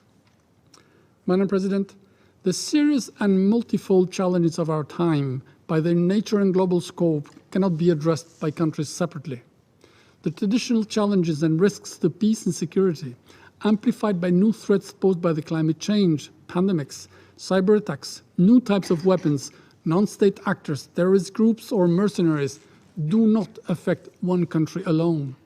They transcend borders. Therefore, to prevent nuclear proliferation and usage, or to properly address threats linked to cyber warfare, biotechnology, and artificial intelligence, we must join hands to act together and find common solutions. We therefore need to rethink the future of UN operations so that they are fit for addressing the challenges, old and new. In this regard, we support the UN's general call for a new agenda for peace, and we recall that regional organizations can play also a key role in preventing and addressing crises. For Albania, preserving the values of multilateralism and international cooperation which underpin the UN Charter and the 2030 Agenda for Sustainable Development is fundamental. We cannot contemplate erosion of the values enshrined in the UN Charter and the Universal Declaration of Human Rights. We cannot undo what we all together have meticulously built for common interest to create a more stable, fair and peaceful world for today and for tomorrow. We must not allow the UN system to lose its power and capacity to save lives, help those in need, and become inefficient, corroded by institutional sclerosis or ideological infighting. We must not let multilateralism become a stumbling hot air balloon. We need and want a more responsive, effective, and accountable UN that can deliver better and adapt to global challenges, an organization that strives for the full enjoyment of human rights everywhere, in particular by all women and girls in all their diversity and their empowerment. It is, in our view, the only way to respond to current and future challenges and invest in a better future for all. I thank you. I thank the Ambassador of Albania for his statement, and I now give the floor to the Ambassador of Norway. Thank you, President, and thanks to the Indian Presidency for convening this meeting. We also thank the Secretary General and the President of the General Assembly for their briefings. You have both deftly illustrated the changing nature of our multilateral system, one which has served us well for more than 75 years. Many of the problems that face us today can only be solved through multilateral cooperation. Yet, multilateralism and multilateral institutions are under pressure. As a small state, Norway feels this acutely. In these turbulent times, we need a well-functioning and well-regulated international community where small and large states cooperate to find common solutions. Defending and strengthening international rule of law and multilateral cooperation is a core priority for Norway, and we have had the privilege to do so from our distinguished seat here in the Security Council for the past 2 years. While some may look to the Council and only see challenges, Norway sees the Council with a vital role in upholding international peace and security, and a significant, if often underutilized, capacity for preventive diplomacy and early action. It is with this perspective that Norway will continue to support the ongoing General Assembly discussion on comprehensive reform of the Security Council. Yet, to make the Council more effective, transparent, and accountable, there are steps we can and must take now that don't require amendments to the UN Charter. Let me outline 3 musts for Norway. First, the Security Council must hear from more and more diverse voices. We need to create a more inclusive multilateralism with a council that is more representative. We already see the vital role the A3 plays, and we commend them for voicing strong African positions in the Council. In a comprehensive reform, Norway staunchly supports increasing the number of permanent and non-permanent seats for Africa. But we must also work now to ensure broader ownership of Council decisions and products. We therefore support the A3's request to be pen holders or co-pen holders on African dossiers. We encourage A3 and indeed all E10 members to approach relevant permanent members for a more active role on relevant files. And we encourage the permanent members to constructively welcome this. Second, the Council must be more in touch with the direct impact of its decision on the lives of people on the ground. The Council should involve more and diverse civil society briefers, including women human rights defenders. This should be done in a systematically inclusive, safe, and meaningful way. The shared commitments on WPS have paved the way for this work. The Council should also draw more regularly on the expertise of human rights institutions and capacities within the UN system to detect situations which can develop into major security crises. Likewise, the Council would benefit from more informal situational awareness briefings from the Secretariat and Council visiting missions. Here we see great potential for impact through joint visiting missions, including with the AU Peace and Security Council. Third, the Council must be more connected with the rest of the multilateral system. The Council alone cannot resolve all challenges. We welcome the vital role of the General Assembly has played this year through uniting for peace, adopting and successfully implementing the veto initiative, and continuing work on the ACT Code of Conduct. There must be greater accountability and transparency around the use of the veto. The Council also needs to better align its work to other parts of the UN, like the Peacebuilding Commission, and with vital regional bodies like the AU. It should also be more vocal in its support to the good offices of the Secretary-General.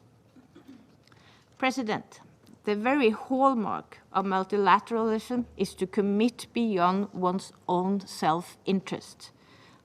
Let us all use this occasion to recommit today. Thank you. I thank the Ambassador of Norway for her statement, and I now give the floor to the Ambassador of Gabon. Merci, Madame la Présidente. Thank you, Madam President. I'd like to congratulate India for the initiative of this important debate, which gives us an excellent opportunity to let our ideas ferment in order to reach a critical mass and thus allow us to shape a common future for us within the multilateral system. I thank the Secretary General of the United Nations and the President of the General Assembly for having certainly provided the orientation for our debate. Madam President, the United Nations is an idea of genius. It's a fantastic experience. I cannot imagine the world without the United Nations. It would certainly resemble a huge hunting range where nations are either hunters or are hunted. And in fact, one can only wonder if to some extent we are approaching this dark, somber canvas. Now, thanks to the United Nations system, today we have an international order based on rules. We have an outstanding architecture of collective peace and security. We have an ambitious program for sustainable development by 2030 and other roadmaps. Yes, we have the tools which are far from being deficient. The question is to figure out how to make these tools more relevant, more effective, and more adapted. How to reform our organization so that it is more efficient in assuring the security and dignity of the peoples of the world. Madam President, we must always remind ourselves that the United Nations were created with a clear goal of preserving future generations from the scourge of war, as stated in the preamble to the Charter. That was the brilliant idea of the victors of the Second World War, to which about 50 other states joined and adopted in San Francisco the Charter, which today constitutes the bond of our peaceful coexistence. Now, around 75 years later, the world has completely changed. The international context has completely changed.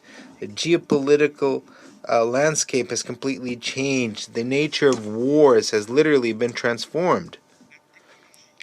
Technology has completely upended our daily lives. Meanwhile, the structure of our institutions remains mainly unchanged, especially as far as our collective security. The democratic values sought and promoted by most states around the world at the national level have not been transposed to the global level, especially in terms of the composition and the functioning of the main seats and epicenters of the the current international order. It's as though democracy were the right thing for states and not necessarily the right thing for international organizations with a universal vocation. To take up the challenges of the future, our security architecture must reflect current realities and future challenges. We must effect an update of our international institutions, of our mentalities, of our perceptions of what a sustainable peace is, of what shared prosperity is, and what peaceful coexistence is. We must reinvent solutions to the contemporary threats such as climate change and threats to cybersecurity. We must confront the crisis of international solidarity which fuels underlying economic, humanitarian, sanitary, climate, or food crises. We cannot take up these challenges today using, that is, the challenges of the current century by using the tools of the previous centuries. Madam President, a continent such as Africa, which is the second most populated continent of the world, a continent which will, according to estimates, represent a quarter of the world's population by 2050, and which today represents about 70% of the agenda of the Security Council, that such a continent does not have a permanent seat within a body where issues that affect it are decided upon. Now, along the same line of thinking, other nations have legitimate claims to have a permanent seat at the main and decision-making table, which is the Security Council. Now, we are also convinced that it is time to act, to give concrete follow-up to three aspects that will make the multilateral system more credible and more effective. First of all, we must reform the Security Council without further ado. It must be representative of today's reality and of current challenges and future challenges. As an African, I hope that this reform will give priority to the common African position and its legitimate demand as reflected in the Ezulwini Consensus and the Sirte Declaration. Africa will not wait endlessly for the stops and starts of an intergovernmental reform process which to our peoples appears like an incessant distraction. As the president of Gabon recently stated forcefully, Africa will no longer wait. And at the end of the day, we will remember everyone who supported us, but also everyone who was indifferent or who maneuvered to keep Africa as a mere plaything to the major powers. Secondly, we must redefine the rules and mechanisms to confront the threats to our security and the threat of terrorism. As far as rules, we must ensure inclusivity and solidarity and leave no place for double standards, including the policy of solidarity with variable geography. Furthermore, we must specifically tackle the root causes of conflicts and crises. As far as our mechanisms for action, our response must be robust when needed and proportionate to the challenges on the ground. Thirdly, we must fashion a new social compact, a new global pact between generations, between governors and governed, between the global and regional level, by putting a particular stress on young people, women, civil society, and the private sector. In this new social compact for the future, bridges must everywhere replace walls. Education must everywhere beat back the trap of ignorance and intolerance. Multilateralism must prevail over unilateralist postures, and the logic of dialogue must constantly prevail over the logic of antagonism and the logic of zones of influence. It is illusory to think that humankind will survive with bubbles of security and prosperity surrounded by an ocean of insecurity and misery. The inevitable alternative to peace and prosperity for all will unavoidably be the endangering of all and the collective decline. We must, as a priority, as the priority of all priorities, set up a sturdy shield made up of initiatives in order to prevent and ban within the United Nations any predation of resources, any predation on human dignity, in order to give back to the peoples of the world their aspirations to security, to prosperity, and to a greater freedom. Madam President, to conclude, I would like to stress that we have an obligation to respond to current and future generations. We owe them a response that is commensurate to their fears, to their needs, and to their legitimate aspirations to live in peace with enhanced prospects. This response can no longer wait. Thank you very much. Thank the Ambassador of Gabon for his statement, and I now give the floor to the Ambassador of the Russian Federation. Thank you very much, Madam President. We would like to thank India for the choice of the theme of today's meeting. The world is going through difficult times. Crisis phenomena are on the rise, and the situation in the sphere of international security is deteriorating. The stance of a group of Western states to preserve their monopoly privileged position in the world is undermining confidence in international institutions as organs for agreeing on interests and in international law as embodied in the UN Charter, and to the UN-centric model of the world as such. And this is taking place not since February 2022. It is clear that today the question of the future world order is being decided, and the choice is clear. Either an order with a single hegemon that establishes rules that are only beneficial to it, or a democratic, multipolar, just UN-centric world without blackmail, domination, intimidation of the ill-favored, or neocolonialism. It's clear that those who are the main beneficiaries of this obsolete system aren't happy with that, and in trying to resurrect the unipolar model under the slogan of the rules-based order, the West is sowing dividing lines all over the place, trying to expand its sphere of interest to ever more regions of the world. Madam President, the Ukrainian crisis, which the collective West is doing everything it can to try and boil down to the beginning of our special military operation on the 24th of February, is just one of the elements of this multidimensional crisis that the world has been moving towards for a long time now. And this is a systemic crisis, the preconditions of which were formed gradually over the course of 2 or 3 decades. Having erected to the absolute level the rise of NATO to expand to the detriment of the principle of indivisibility of insecurity, Western countries have brought the European continent to the brink of a confrontation which could scorch the entire world.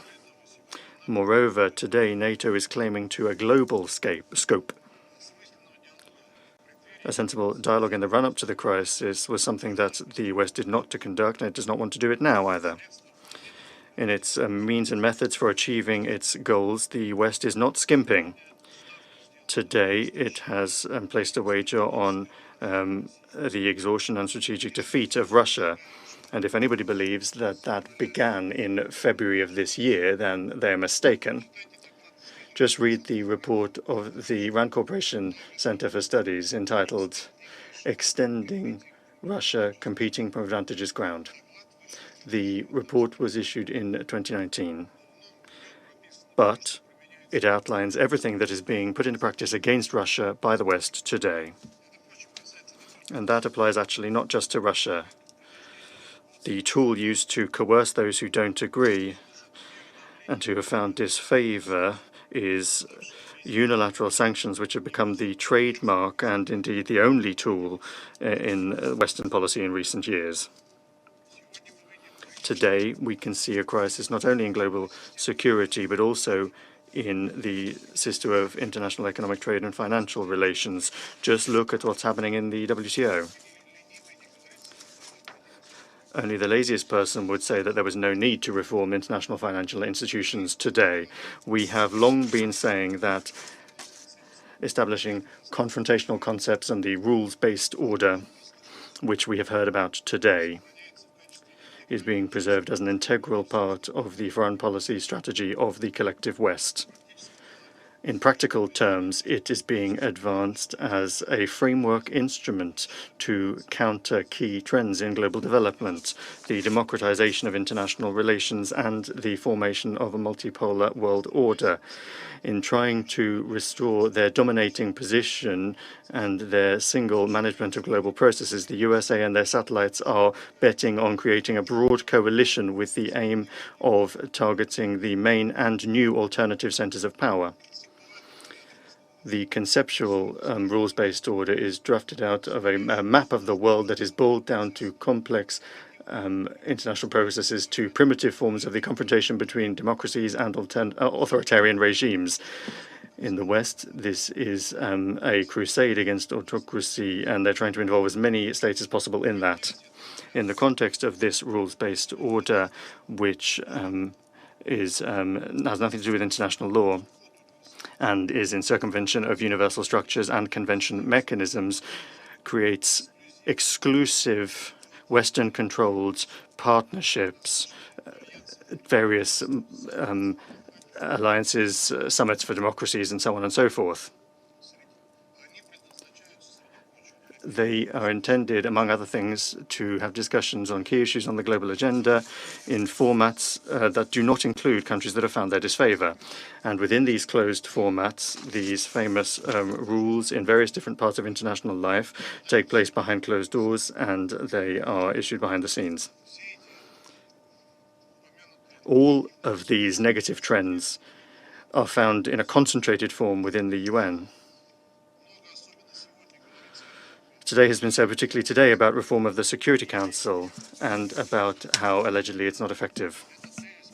This idea was something that we could have heard before at the dawn of the existence of the UN, and we've talked about it throughout the years of its existence. Of course, the Council and the UN in general needs to be adapted to modern realities. Without doing that, it's hard to imagine genuine representation and multipolarity and equality in the relations of member states. We see prospects for the democratization of the Security Council exclusively, and I underscore exclusively, through the expansion of representation of countries from Africa, Asia, and Latin America. Today, the UN now more than ever needs to be protected by responsible member states. There is a need to rid the organization of everything that is confrontational, to restore its representation as a platform for frank discussions, to find mutually acceptable and respectful solutions, to achieve an unambiguous confirmation of commitment of everyone to all of the purposes and principles of the UN Charter. It was with that aim in mind that in July 2021, the Group of Friends in Defense of the Charter was created, the co-founder of which was Russia, and which includes now around 24 countries. The group's aim is to ensure strict compliance with universal norms of international law as a counterweight to harmful unilateral approaches. We call upon everyone that agrees with this position to join it. Madam President, the task of building a genuinely multipolar world has no alternative. However, getting to that world is hardly going to be possible given division between nations and states, a crisis of confidence, and the build-up of the potential for confrontation in international relations. Humanity needs to learn from its own mistakes. It is unacceptable for the worst students of history that Indira Gandhi spoke of shamelessly try to impose on everyone else their solutions that only suit them. We must all be aware of our shared responsibility to create the conditions for the safe and harmonious development of future generations. We must clearly understand that the emergence of a genuinely inclusive multilateralism and the establishment of a polycentric world order and reform in the UN are interrelated processes. It is simply necessary to do away with phobias, stereotypes, all sorts of geopolitical games, to listen to and respect the interests and red lines of one another, and not when things have already got to the point of conflict, but when the alarm bells are rung. Russia was and remains ready to do that, and we expect others to do the same. Thank you. I thank